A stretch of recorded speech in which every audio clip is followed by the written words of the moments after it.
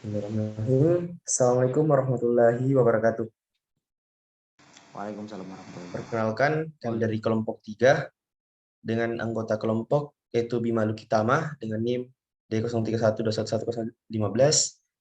Saya sendiri Eden Tamrin D0312111061, Dian Islamia Jalil D0312111045, Jafar Umar Talib D0312111047, Muhammad Fajar Akbar Effendi D0312111065, Muhammad Hajar Aswad JR D0312111043. Jadi teman-teman sekalian, pada kesempatan kali ini kami akan menjelaskan, mempresentasikan materi tentang pembangunan infrastruktur kelautan di Indonesia. Untuk lebih lengkapnya, selanjutnya teman-teman perhatikan teman saya, karena nanti di akhir materi akan diberi kesempatan teman-teman untuk bertanya di forum. Selanjutnya untuk teman saya untuk menjelaskan materinya. Saya akan menjelaskan pembangunan infrastruktur kelautan di Indonesia. Indonesia memiliki potensi menjadi negara ekonomi kelautan yang menjadi sumber kemakmuran bagi masyarakatnya.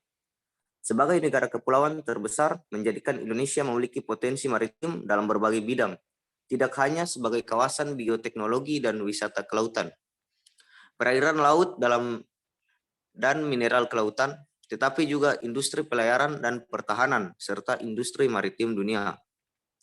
Selain potensi sumber daya alam tersebut, Indonesia juga diuntungkan oleh lokasi teritorial yang strategis secara politik maupun ekonomi. Indonesia berada di daerah ekuator antara benua Asia dan Australia yang secara langsung menghubungkan ekonomi negara-negara yang maju. Selain itu, Indonesia juga terletak di antara dua samudra, yaitu Pasifik dan Hindia, yang menjadikan Indonesia menjadi kawasan penghubung antar negara di kawasan Asia Timur dan Asia Tenggara, serta Asia Selatan. Beberapa selat strategis lalu lintas maritim global juga berada di perairan Indonesia, yakni Selat Malaka, Selat Sunda, Selat Lombok, dan Selat Makassar. Ide poros maritim dunia memberi harapan terjadinya perbaikan kuantitas dan kualitas pelabuhan.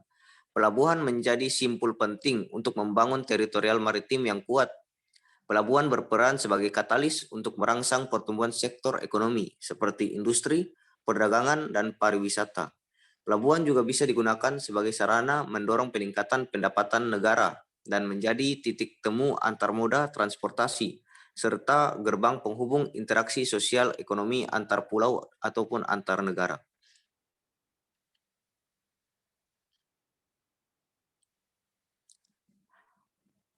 Kemudian pembangunan infrastruktur merupakan salah satu fokus pemerintahan Joko Widodo yang memprioritaskan penyelesaian proyek-proyek yang dapat mengentaskan daerah tertinggal, terluar, dan pulau-pulau terluar. Salah satu program andalan pemerintah adalah tol laut. Ide tol laut merupakan konsep untuk memperkuat jalur pelayaran yang dititik beratkan pada Indonesia bagian timur. Upaya untuk menghubungkan jalur pelayaran tersebut akan mempermudah akses niaga, tidak hanya bagi daerah kawasan timur Indonesia saja, tetapi pada akhirnya juga membuka akses regional dari negara-negara Pasifik bagian selatan menuju negara-negara Asia di bagian timur. Realisasi ide tersebut dimulai dengan pembaharuan dan pemeliharaan infrastruktur pelabuhan, baik dalam skala nasional maupun internasional.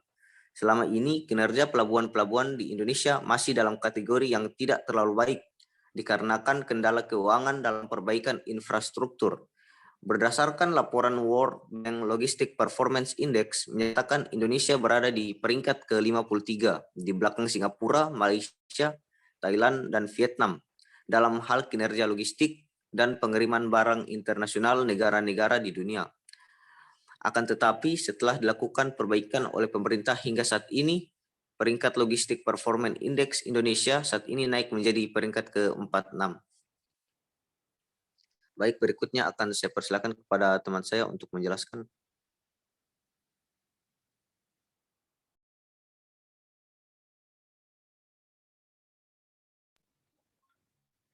Pembangunan infrastruktur tentunya sangat mendukung terlaksananya program tol laut, khususnya dengan pembangunan pelabuhan dan kapal. karena kedua infrastruktur ini merupakan komponen penting dan utama tol laut selain infrastruktur lainnya yang tidak kalah penting seperti transportasi menuju pelabuhan, kargo, bongkar muat, transportasi dan dari pelabuhan, navigasi, dan lainnya. Tol laut memiliki tujuan menghubungkan pelabuhan-pelabuhan besar yang ada di Nusantara. Dengan adanya hubungan antara pelabuhan laut ini, pengangkutan logistik, kelancaran, distribusi barang, dan mobilitas barang dan manusia hingga ke pelosok dapat berjalan efektif dan efisien. Tentunya tidak sekedar distribusi serta mobilitas barang dan manusia. Yang pasti, dampak ekonomi sebagai bagian dari percepatan dan pemerataan pembangunan antar kawasan yang menjadi alasan pemerintah dalam merumuskan kebijakan tol laut. Tol laut juga dapat mengintegrasikan kepulauan-kepulauan Indonesia sehingga konektivitas antar pelabuhan besar di Indonesia dapat terhubung dengan jadwal kapal barang atau penumpang yang terjadwal. Dengan demikian, biaya logistik akan turun dengan sendirinya melalui konektivitas maritim, diharapkan dapat mengurangi disparitas wilayah antar kawasan Barat Indonesia, KBI, dan kawasan Timur Indonesia atau disingkat KTI. Tol laut menjadi salah satu konsep penting pengembangan transportasi laut untuk Indonesia yang merupakan negara kepulauan atau negara maritim. Konsep tol laut diharapkan dapat mewujudkan sistem distribusi barang yang efisien. Selanjutnya akan dilanjutkan oleh saudara saya. Baik, di sini saya akan menjelaskan mengenai progres pembangunan infrastruktur kelautan di Indonesia. Jalur cepat transportasi laut atau tol laut menjadi salah satu program unggulan dari Presiden Joko Widodo. Selama ini pertumbuhan ekonomi hanya terpusat di Pulau Jawa, sehingga untuk mendistribusikan muatan logistik ke wilayah yang memiliki pertumbuhan ekonomi rendah, khususnya di kawasan timur Indonesia, membutuhkan biaya yang sangat tinggi. Pembangunan tol laut dilakukan untuk menyediakan jaringan angkutan laut tetap dan teratur yang menghubungkan pelabuhan utama atau hubungan dengan pelabuhan-pelabuhan pengumpannya atau feeder. Tujuan utamanya untuk menghilangkan kesenjangan harga antara Indonesia bagian barat dengan timur yang terkendala dengan tidak efisiennya sistem logistik. Tol laut mulai beroperasi pada November 2015 dengan 3 ruas trayek dari 6 yang direncanakan. Tahun 2018, Kemenhub menambahkan menjadi 15 trayek atau rute untuk tol laut yang akan dioperasikan. Dalam laporan 3 tahun pemerintahan Joko Widodo dan Yusuf Kala, disebutkan bahwa tol laut terbukti mampu mengurangi disparitas harga antar wilayah Indonesia. Harga beras di Kepulauan Anambas dan Fakfak turun menjadi sebesar 14%. Sementara di Larantuka, NTT, harga beras turun 17%. Selain beras, harga kebutuhan lain seperti gula pasir, tepung terigu, minyak goreng, dan semen juga tercatat mengalami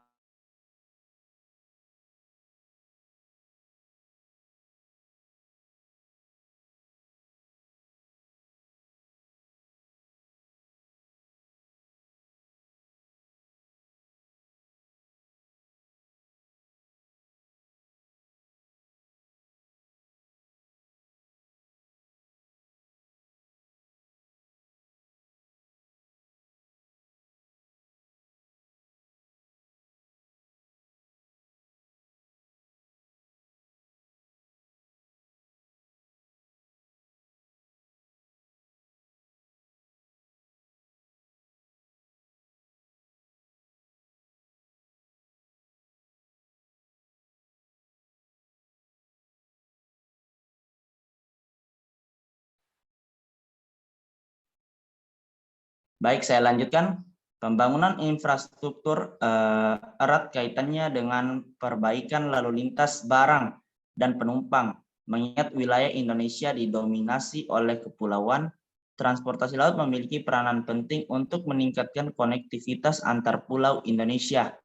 Karena peran dan fungsi sebagai alat mobilitas manusia dan barang, maka penyediaan prasarana dan sarana transportasi terus dituntut untuk meningkatkan efisiensi pelayaran. Baik, selanjutnya akan dilanjutkan oleh teman saya.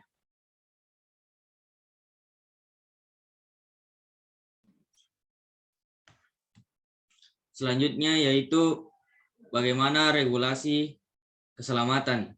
Infrastruktur transportasi laut dapat dikatakan semakin membaik, ditambah dengan adanya proyek tol laut yang juga merupakan program prioritas pemerintahan, maka pembenahan seharusnya tidak hanya terpusat di pendistribusian logistik saja, tetapi dibarengi dengan perbaikan regulasi. Pada tahun 2015, Kementerian Perhubungan menerbitkan 2 peraturan menteri sebagai upaya untuk memenuhi standar pelayanan minimal atau SPM bagi pengguna transportasi laut. Peraturan tersebut tertuang pada Peraturan Menteri Nomor 20 Tahun 2015 tentang Standar Keselamatan dan PM Nomor 37 Tahun 2015 tentang Standar Pelayanan Penumpang Angkutan Laut. Bila dilihat per tahun, hasil putusan Mahkamah Pelayaran menunjukkan pada tahun 2012 terdapat 34 kecelakaan kapal. Jumlah ini sempat menurun menjadi 33 kejadian pada tahun 2013 dan mencapai jumlah tertingginya itu 49 kecelakaan kapal di 2014. Sedangkan pada tahun 2017, Mahkamah Pelayaran mencatat adanya 28 kecelakaan laut atau kecelakaan kapal yang terjadi di Indonesia.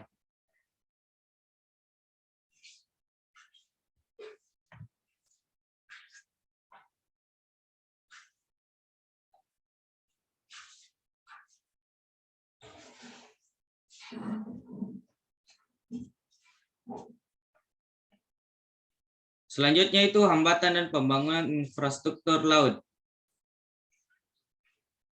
1. Mengenai anggaran yang cukup dan sistematis. Anggaran ini baik mengenai anggaran pertahanan laut saat ini sangat minim. Anggaran pertahanan Indonesia sangat kecil, tidak pernah lebih dari 1%. Tidak ada negara dengan anggaran sangat kecil dengan wilayah besar seperti Indonesia. Bahkan anggaran pertahanan kita lebih kecil dibanding Singapura. Kedua, saintifik teknologi untuk menjaga dan memonitoring aktivitas perairan di Indonesia.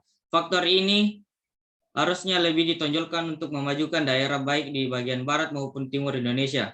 Ketiga, permasalahan ini harus diselesaikan bagaimana teknis tol dipungut biaya atau tidak. Mekanisme ini menyangkut kapal-kapal yang melewati perairan Indonesia atau kapal-kapal beraktivitas di perairan Indonesia.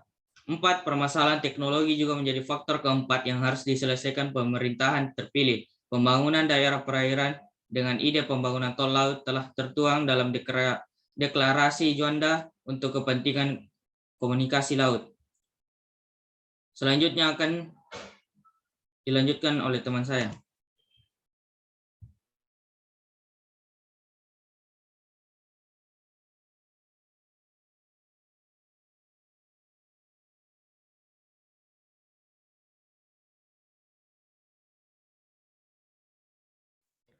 Oke, percepatan pembangunan infrastruktur kelautan.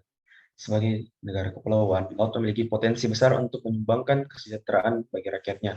Namun, studi menemukan bahwa Indonesia baru mampu memanfaatkan 22% dari keseluruhan potensi yang ada. Untuk itu, terkait Hari Kebangkitan Nasional yang dirayakan setiap tanggal 20 Mei, menjadi momentum mengingat kembali keberadaan Indonesia sebagai negara maritim terbesar dan sekaligus negara kepulauan terbesar di dunia yang harus dimanfaatkan secara maksimal. Karenanya, ketika pemerintahan Joko Widodo Yusuf Kalla menggagas konsep Indonesia sebagai poros maritim dunia, masyarakat mengapresiasi sekaligus menantikan gebrakan terkait dengan pengolahan kemaritiman Indonesia. Setelah 8 bulan pemerintahan berjalan, sejumlah kebijakan telah diimplementasikan, di antaranya penenggelaman kapal ikan asing yang melanggar hukum, pemberantasan penangkapan ikan ilegal, dan moratorium eks kapal asing. Hal ini menjadi bentuk nyata upaya penegakan kedaulatan negara. Dalam jangka pendek, pemerintah diharapkan mempercepat pembangunan infrastruktur kelautan sekaligus merevitalisasi sektor-sektor usaha kelautan yang sudah berjalan. Ia menyarankan agar ada fasilitasi modal usaha yang relatif murah bagi pengembangan ekonomi kelautan sekaligus penggunaan teknologi tepat guna agar bisa menciptakan lapangan kerja dalam jumlah banyak dan menghasilkan keuntungan yang signifikan, seperti budidaya laut, budidaya tambak, pariwisata bahari, dan transportasi laut. Untuk mempercepat realisasinya, pemerintah bersama Otoritas Jasa Keuangan atau biasa disebut OJK dan Bank Indonesia atau BI harus segera mengeluarkan skema perbankan khusus untuk sektor kelautan ekonomi. Oke, selanjutnya.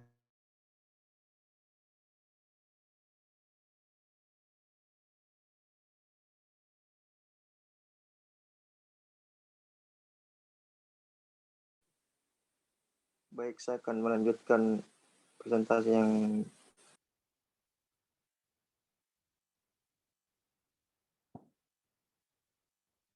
saya akan melanjutkan apa yang dijelaskan oleh teman saya.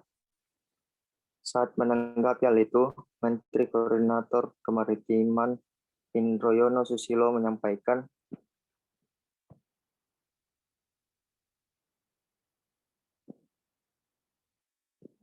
sejumlah langkah yang diambil demi meningkatkan pemanfaatan sumber daya kelautan.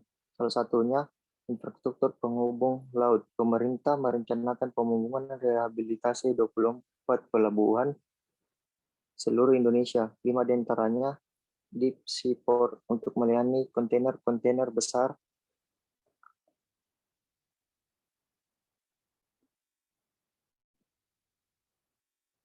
yang meliputi pelabuhan Kuala Tanjung, Tanjung Priok, Tanjung Lamo, Makassar Newport, dan Sorong. Pada 22 Mei ini, Presiden meresmikan operasional pelabuhan Teluk Lamong dan Grong Baiking Makassar Newport. Selanjutnya akan diintegrasi dengan wilayah ekonomi khusus dan menggunakan dana pemerintah, kecuali di Sorong nanti, ujar Indroyono. Pembenahan pelabuhan juga dilakukan dengan menurunkan kecepatan bongkar muat barang.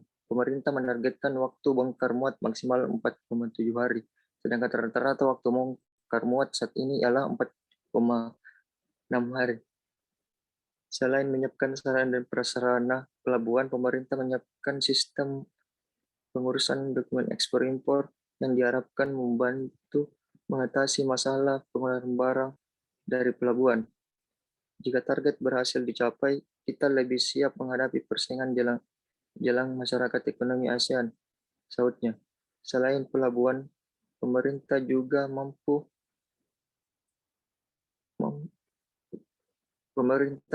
akan memperbaiki bisnis galangan kapal dari 198